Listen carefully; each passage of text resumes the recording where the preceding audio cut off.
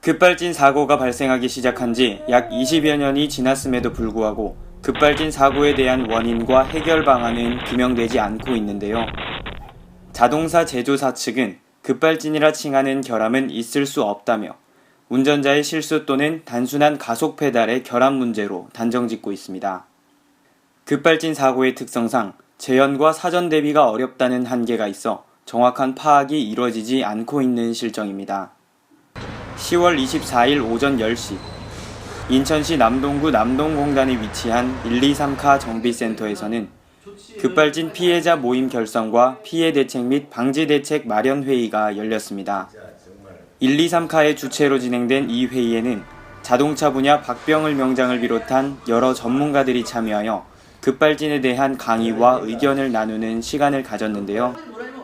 박병일 명장은 세계 최초로 자동차 급발진에 대한 분석에 성공한 인물로 은탑 산업훈장과 대통령상 등을 수상한 자동차계의 일대 명장입니다.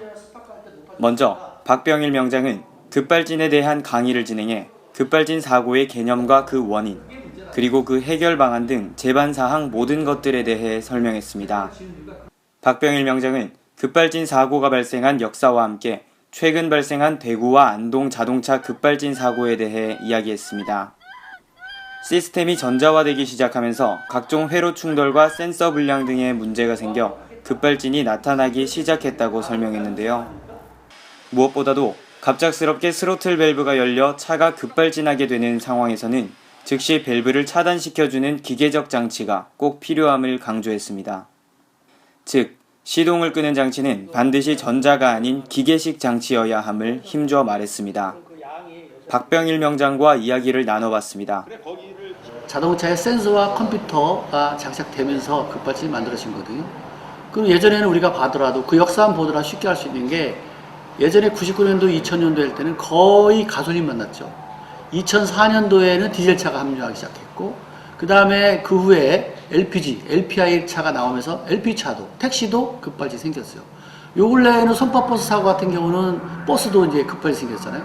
똑같이 택시나 버스나 자가용이나 디젤차나 다 센서와 컴퓨터가 장착된 이후부터 급발진이 생겼다. 이것이 뭐 이미 차의 연식을 보면 딱 나와 있는 다이기 때문에 뭐 깊은 내용을 누가 모르더라도 역사 배경만 봐도 급발진은 컴퓨터나 센서 불량이다 이렇게 보는 거고요. 또 하나 우리나라에서 먼저 급발진 생기기 전에 독일이나 일본, 미국에서 생겼습니다. 왜 그러냐면 그 나라가 제일 먼저 자동차에 센서와 컴퓨터를 장착했거든요. 거기서 발생되고 우리나라의 전자화가 우리나라 넘어오면서 우리나라에서도 급발진 생겼잖아요. 그리고 우리나라 처음에 할 땐 다 가솔린만 났잖아요.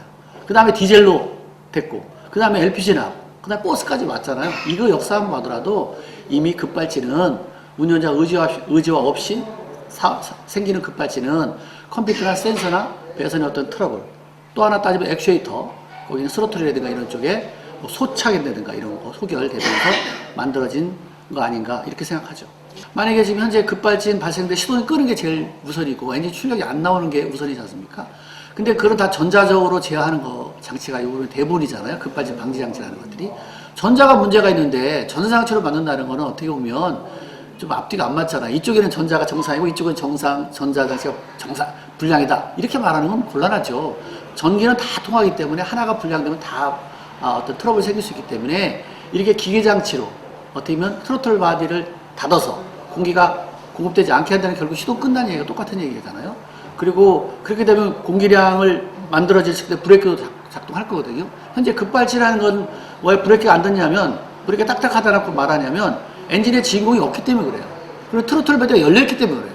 근데 트로틀 바디가 닫혀있는 상태에 라고 변할 수 있고 그러면 거기서 진공이 만들어진다면 브레이크가 들을 수 있다는 얘기가 되니까 지금 현재 이 장치가 보면 어떻게 현재까지 나와 있는 이론적인 거라든가 어떤 장치 중에서는 그래도 제일 나은 장치 아닌가. 다른 건 다 전자로 되어 있지만 이건 기계로 되어 있고 그리고 스로틀이 닫히는 걸로 됐기 때문에 브레이크 닫히면 진공이 만들어지고 브레이크는 듣게 되니까 전자적인 고장이 생기더라도 기계적으로 닫을 수 있다 하니까 뭐 이론적으로나 어떻게 논리적으로 봤을 때 그래도 지금까지 급발진 방지 제어 만드는 장치 중에서는 제가 본 것 중에 제일 낫지 않을까 이런 생각이 듭니다.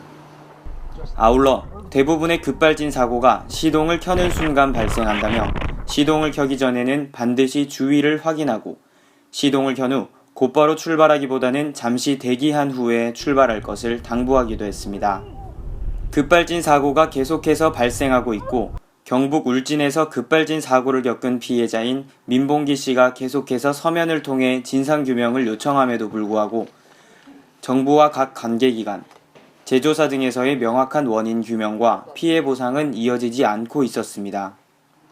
차를 세우려고 브레이크를 딱 밟는 순간에 차가 내튀는데 엔진 소리 완전히 터지는 소리가 나면서 차가 내튀는데 이거는 감당이 안 되더라고요. 그래가지고 중립을 쳐도 안 되고 이건 도저히 어디 가서 차를 세울 길이 없으니까 버스에가 부딪히려고 갔다가 가면서 생각을 하니까 키를 꺼봐야 되겠다 해서 키까지 껐거든요. 껐는데도 안 되더라고요. 그래가지고 그 순식간에 일어나는 일이니까 너무나 당황했고 현대자동차에서 와서 브레이크 밟은 흔적도 없고 뭘 가지고 브레이크 밟은 흔적이 있는지 없는지 이해도 안 가고 국토교통부하고 국회의원님들하고 대통령 각하께 전부 그 탄원서를 내고 한 20통은 넘을 거예요. 내가 내는 게가. 그래 내도 답변 하나 없고 죽어나 사나 국토교통 모든 게 국가권익위원회에서 답변 오는 거는 틀림없는 급발진이 맞는데 모든 정황을 보면 이거는 자동차의 행포라 이러더라고. 그리고 우리가 더 이상 할 수가 없다 이러고 국토교통부가 무엇 때문에 현대자동차 대변인 역할을 하는지 나는 이거 꼭 알고 싶습니다. 이번 회의에서는 피해자 모임을 결성하여 운영 방안에 대한 토의 및 의견 조율이 진행됐고 이와 함께 전문가 및 발명가와 함께하는 대책 논의도 이루어졌습니다. 급발진 사고의 원인 규명을 위해 다양한 의견들이 도출되고 있지만 모두가 인정할 만한 방법은 아직 나타나지 않고 있습니다. 이와 관련해 정부와 각 기관은 올해 12월부터 사고 기록 장치 EDR을 공개해 급발진 사고 장면 영상을 통해 원인을 찾아내겠다며 발표하고 있는데요. 하지만 EDR 장치가 특성상 사고가 발생하기 전후 약 5에서 10초 정도의 짧은 영상만을 취급하기에 급발진과 같은 미스터리한 결함의 원인을 파악하는 데는 한계가 있을 것이라는 지적이 잇따르고 있습니다. 이렇게 많은 갈등과 문제를 갖고 있는 급발진 사고와 관련해 보다 더 명확한 원인 규명과 해결 방안, 대처 방안 등의 논의가 이뤄져 서로의 입장과 이익을 생각하기보다는 자동차 사용자들의 안전과 생명을 위하는 방향으로의 합의가 더 진행되길 바라봅니다. 교통뉴스 문정인입니다.